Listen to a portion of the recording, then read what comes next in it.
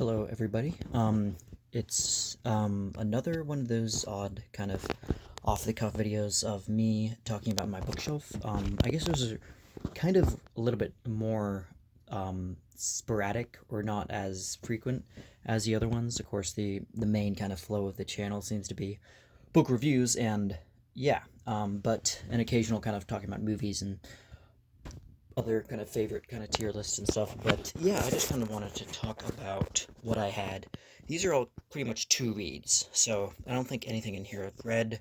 Now, I do have some of these stuff, like Fernando Pessoa's The Book of Disquiet. I have that already down. Not to say that it's just like, oh, well, I'm just gonna, like everything, I'm just kind of marking, saying that, oh, I've already done that, and kind of like an athletic competition. But hey, I'm just trying to kind of differentiate what I've read because I think, like I said before, I might have mentioned this that my mom had already taken all the books that most of the brunt of the books I haven't read because she was like trying to look for more stuff to read and I offered, because they really are kind of, I try to have somewhat of a utilitarian aspect about not not like throwing books away or, trying to at least give them to other people that are interested in reading them. And it's hard enough trying to find somebody who is into all this. I don't want to sound really cringy by saying it's super obscure, but there are some stuff here that is kind of obscure, like, um, the book of Monel, I think, that French symbolist poetry or stuff by, I think there was one, I can't remember what it was called. Like stuff like Kundera is the joke. I thought, that one's all those are done. Revolt of the Angels, Sanskrit by my uncle actually wrote that book. I think I mentioned. And yeah, so these are all things that I have. Oh yeah, Lincoln the Bardo. I already read that, huh? So I'm gonna waste your time while I sort this out. No, I actually did kind of pretty much sort this stuff out for this sake. So yeah, I have a Tale for the Time of Being, which I regrettably have not read. I have read by Ruth Ozeki, Time Code of the Face, an interesting case of a I don't know if you want to call it a hyphenate, multi-talented, almost a polymath, I guess, Renaissance woman. Because she's initially she's half, I think she mentioned but in the one book that I read, or short story, she mentioned she's half Japanese and half um, United, I think American, I think. So, yeah, so she talks about, I think she also has directed movies as well, I think, and she did that before writing, and this is like kind of the thing that a lot of people have talked about, and um, people have kindly recommended to me. So yeah, I'm definitely gonna try to get that to the next, and just for context, I'm also gonna show you stuff here because this is my normal go-to thing of reading. I do have a somewhat of a light, but it's one of those, ones that don't blind you. I'm not gonna turn it on because it's actually gonna come to think of it. But yeah, I'm reading. I don't know if you can see that Keats, um, John Keats, obviously, right, upon somebody's recommendation on that. And then this is more recent, Society of the Spectacle, by Guy Debord is actually the way that you pronounce it. Is Guy in like if you're saying guy in English, it would be Guy, that you pronounce it like that, but French is very Guy. So I feel bad the amount of people that I've run into in France that actually had that name, because it's like almost like Guy over in France is almost like there was one or two people that I think were named. One of the hosts I think was name was Guy, and I thought that you could spell it out like Gi. Oh no, I guess you could kind of forgive me for that.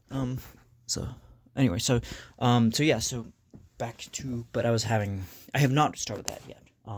I'm actually gonna probably lay off on reading two books at a time and just focus all my energy. Like poetry is a little bit more of a slow burning thing, and this is like almost over 400 pages, all the collected poems. So, I have a couple others. I have a collection of Anne Sexton stuff, and I have William Blake stuff. I've read or listened to smaller collections of that, like of Blake stuff, but I haven't done the whole collected works because it's like a great big tome. But yeah, The Autograph Man by Zadie Smith. I will definitely love to just sink my teeth into the next one. I know there's a couple a lot of Zadie Smith's books are fairly sizable contenders of like they're not easy to, they're not like, when I say that, I'm not trying to, it's not a dig or anything. It's actually good that it's challenging. And then Alex Garland, The Beach. I heard this recommended.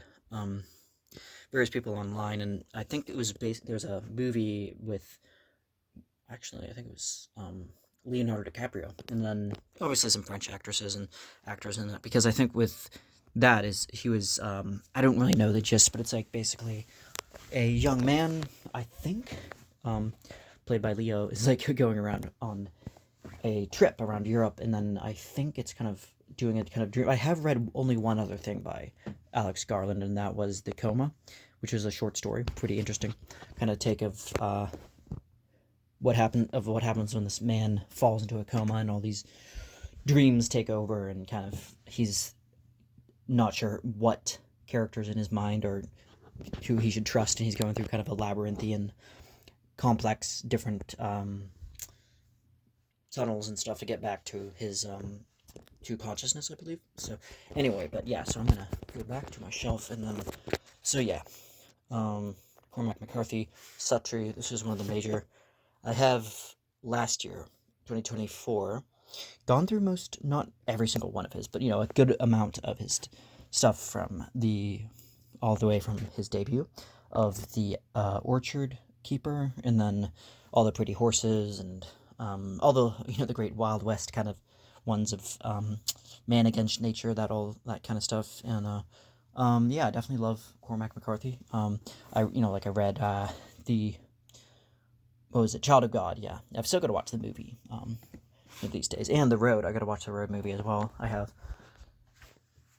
heard various kind of mixed things on it, but I'll give it a shot on this. Anne Sexton, like I said, a tragic too, like almost not to necessarily draw false comparisons, but like Sylvia Plath, and how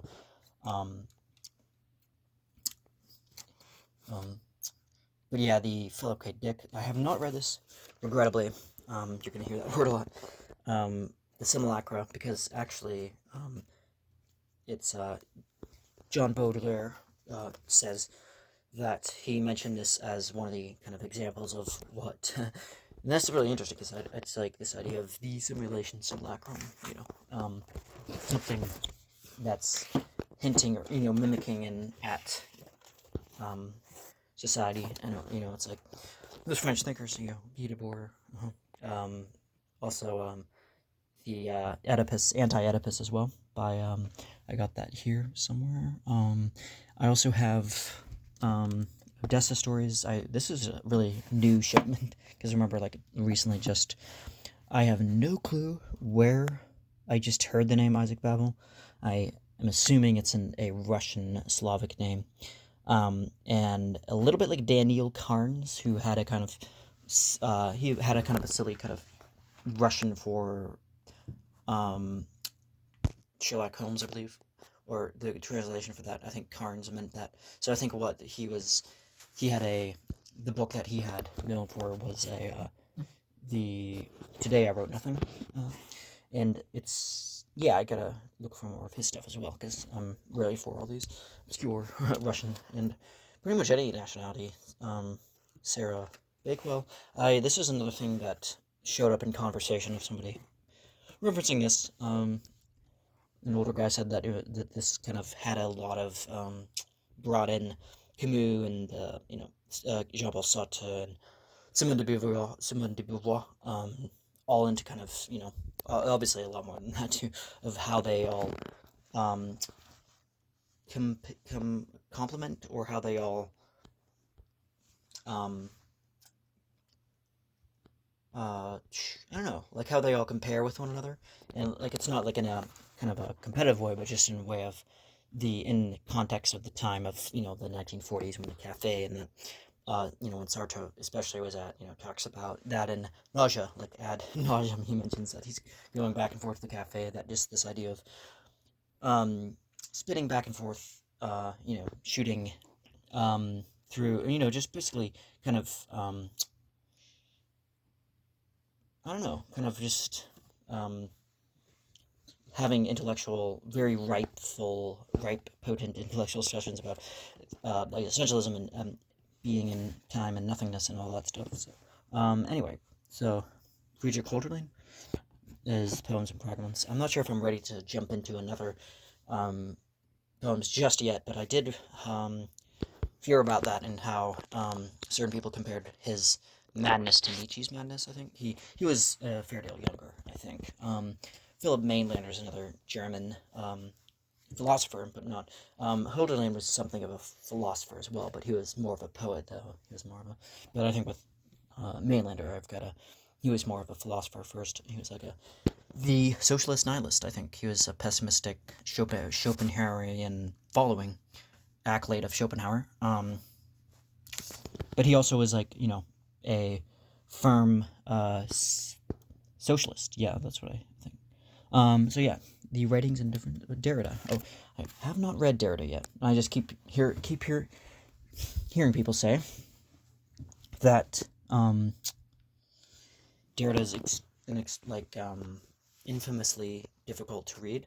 That he is he uses symbols and semiotics and just kind of Saussure, I think that was the Swiss guy that that kind of started semiotics, but I think with the postmodernist strain of that, you have a lot more kind of just playing with symbols and the meaning behind signs and symbols and stuff, and it gets so wrapped up in this the terminology, and it's obfuscated to the point where people have accused it of obscurantism. I believe that's a word I've heard philosophically, but I'm kind of haven't licked my chops yet with the it's been a little while since I've actually tore open a strictly philosophical kind of thing, so I'd like to just see what the hype, or if Derrida is all, I don't know, I've heard interesting things about him.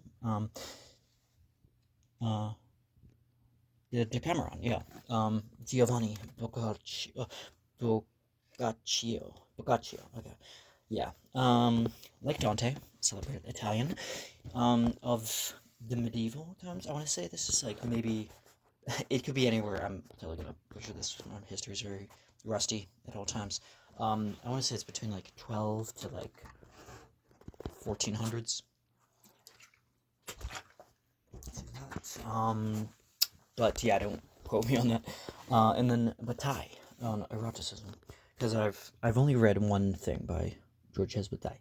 But I think this is where on death and sensuality, and I've heard different people talk about how reference this one quote by him, or maybe it was a part and parcel of a larger piece, but I think it was from this thing that prompted me to get it. But it was him talking about the image of death that he kept on his mantelpiece, or one of his desk.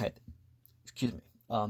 He had this picture of the death by 1,000 cuts, which is a Japanese honor death of killing someone strictly by cut, and that's a very kind of the worst kind of one of the worst ways to die. And he said that image kind of he didn't do it out of a morbid kind of it's easy to kind of dismiss that and be like, oh, this guy's just kind of a little bit too morbid or bleak outlook on everything. But hey, he had a point of it, made him more less of a naysayer to life, and more it made him oddly more the more he reminded himself of not only death, but just how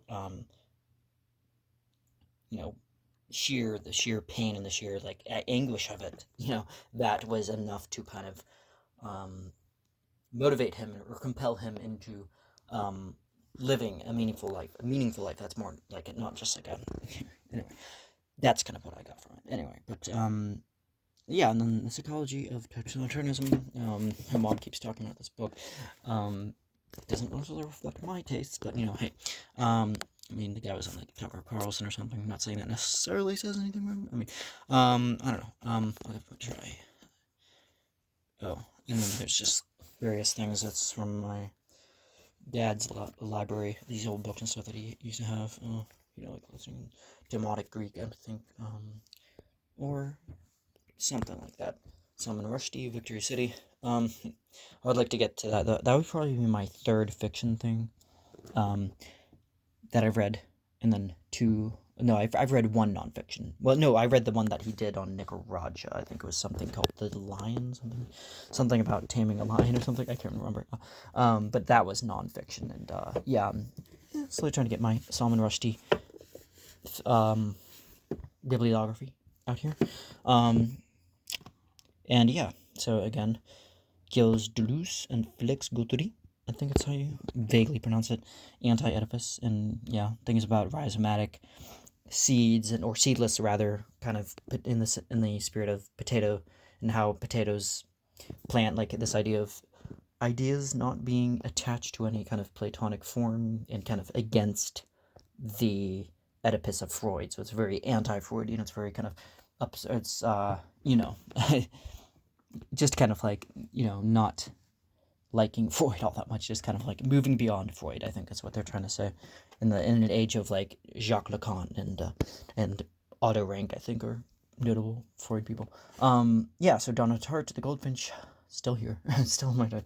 Sorry, Donna Tartt. I'm gonna. I think I will move that to. Oh yeah, I forgot to mention one of the reasons why there is two shelves here, but one of them is broken. So if I put too many books on there, that's why Man Without Qualities by Robert Musil. Obviously, I have not read this yet, and it might take a little while. It might be one of those In Search of Lost Time kind of things, because this is quite the. He was an Austrian, and he wasn't really too known. He wasn't too known until, I think, after his death. I could be wrong, but yeah, he was, kind of a modernist, I believe, or at least was contemporary with people like Kafka, and or at least more into the 30s, maybe, I think I want to say. But yeah, that is definitely a really. It's like 1,200 pages. It's one of the longest books in the world, I think. But yeah, so yeah, and then Jonas Chieka, sounds Polish, I think his name. How to Philosophize with a Hammer and Sickle. I've not read this yet, but I would like to read it next some of these days.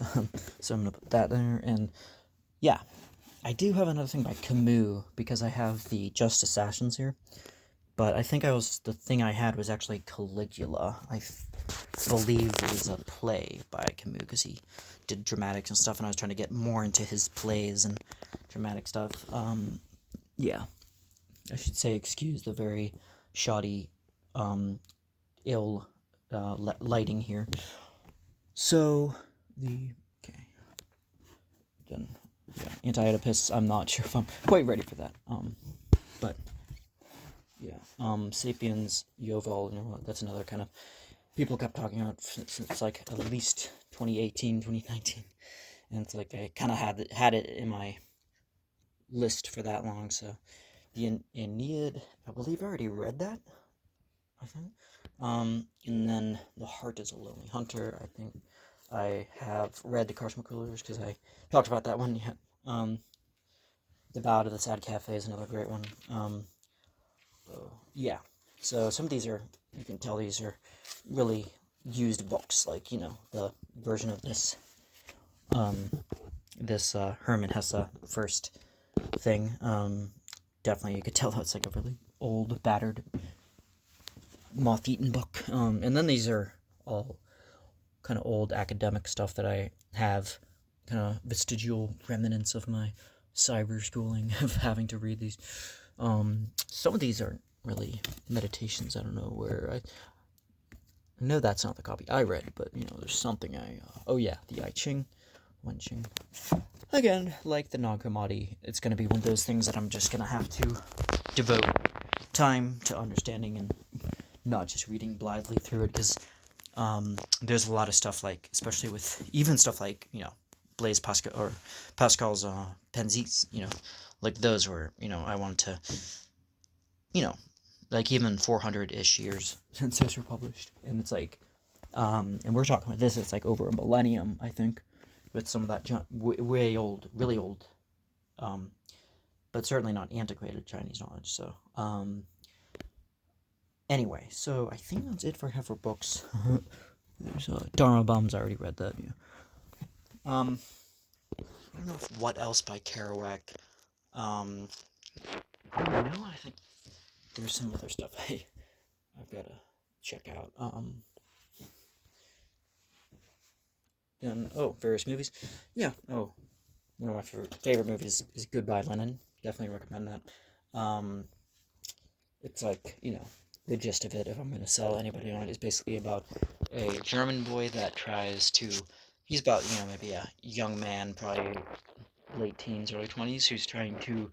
His mother's like a very. Grew up in the late. Or the, probably before the mid to late 80s, and maybe even the 70s, as like a very staunch Stalin, very like Marxian, Stalinist loving woman who is like a very like much a zealous kind of nationalist, pretty much of and enjoyed the that aspect of that's why it's called Goodbye Lenin, because when the fall of the Berlin Wall in 1989, um, Lenin was this prominent, like it was like she goes into a coma, her character, and her son and his friend make all these movies. That's kind of what they do throughout it. It's like they're kind of like something of kind of goofy cinematographers, and they try like fabricating this whole thing to make it seem as if um, when she wakes up that Lenin never, or that the Berlin Wall was never torn down. So okay, but that's my very awful kind of gist about it. Yeah, Prince Achmed and the Futures by Rote. I think it's Lottie Reniger. Excellent stuff. Like really kind of old, like art. um, like but very like genius nonetheless. I'm trying not to use that word too much, but yeah, she's definitely. Um, a lot of these things will probably be Criterion Collection, as I'm a bit of a snob, I guess. Anyway, so yeah, I don't know what that is. Coming soon.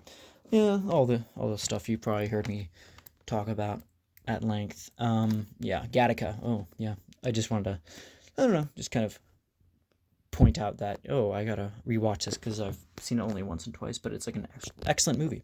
Um, Even if it is like a little bit of a, not like, it's definitely not Idiocracy level kind of, it's so deep, but is it really that deep kind of thing, where it's like kind of getting at stuff that's already kind of in the cultural consciousness. But with this Gattaca stuff, it's like, for one, it's 97 too. Andrew Nichols is a great director. Nonetheless, it's very well directed, and even if this idea of like not eugenics, but um, I don't know what you call it. This idea of choosing the perfect kind of human being and like making selective breeding basically, and like getting rid of all these, like the idea of Jude Law's character, and obviously I haven't seen it like in the movie in like 6 years at least, but yeah, the Jude Law's character is crippled, wheelchair bound, and he's like his entire life is kind of stagnated, and he's like not able to do anything because he's like so. But yeah, that's just a really interesting kind of depiction of like what could happen, and a little bit similar to Ex Machina in that respect. Um, anyway, so I guess that's all I have, and might as well show you while I'm at it, because I'm not really sure if I'm gonna, just certain new things like this, Kalimba, yeah, um, yeah, has like 3 octaves I think on it, and it goes through like, I think it's the same layout as a keyboard, and yeah, my new microphone. It's a Neumann. What is that?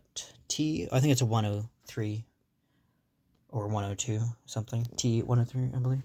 And yeah,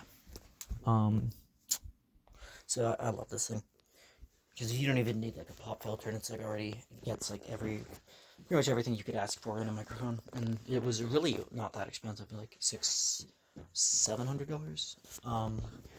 I just kind of put this stuff out. This is a hammered or I think it's just a mountain dulcimer. I'm not really sure the difference between hammered or. I mean, I know this has frets on it and stuff, so yeah, this is like not quite what that. And then yeah, ukulele. So it's same pretty much lineup of stuff. Banjo over here. Oh, new guitar. Is that my new guitar? Okay, I might have showed that off before. But yeah, lots of different new music stuff that I have. Stuff that I'm like working on coterminously. Well, maybe not that, but at the same time, because there's like a lot of time between each project, actually, now to think about it, but there seems to be at least 5 to 6, sometimes 10 different projects of music, of songs and stuff that I want to finish that are still, I don't know, that are just eating up space on my computer but never getting done. Like they're just getting like slightly through, just like writing stuff. But I'm gonna try to fully kind of jump into this thing with the Sick Man story that I'm working on. If you're even interested, you'll want to see if you can even see the screen with that. But yeah, but yeah, I'm just trying to go through all the 100-something pages of just kind of going through, and then grammatical stuff, dirty work kind of stuff, grammatical, getting rid of stuff, placement, chronology, making things flow. And I am really, that's like the worst. Like the easiest thing for me is like to grab an idea, like an intuitive thing, and then like, even if it's like really, really far-fetched and absurd, I guess, and then just go with it and just like, I can churn out, easily. I can, as far as word count, like I can fluff, I can write stuff. I can write fairly quickly, I think. But then there's also stuff of mimicking style, or like stuff like that, and other throwing out of conventions that people might not pick up on. But yeah, and I wanted to do this live too, but for some reason I couldn't get my second channel to do that. So I don't know. I don't know if it's because I need to authenticate my channel, or to, I'm not sure. Probably won't let me, but I think I have to do some kind of proving that it's me before, I guess. So anyway, yeah. Excuse the kind of dreary-eyed tiredness I am. Couldn't really get any sleep last night, so I'm just doing this really early in the morning, and so if it seems like I'm tired, it's probably because I am. So yeah, this has been another, room tour / bookshelf tour. Mainly bookshelf was the kind of main attraction. So yeah, thank you for watching if you have watched it this far. Thanks, and see you in the next one.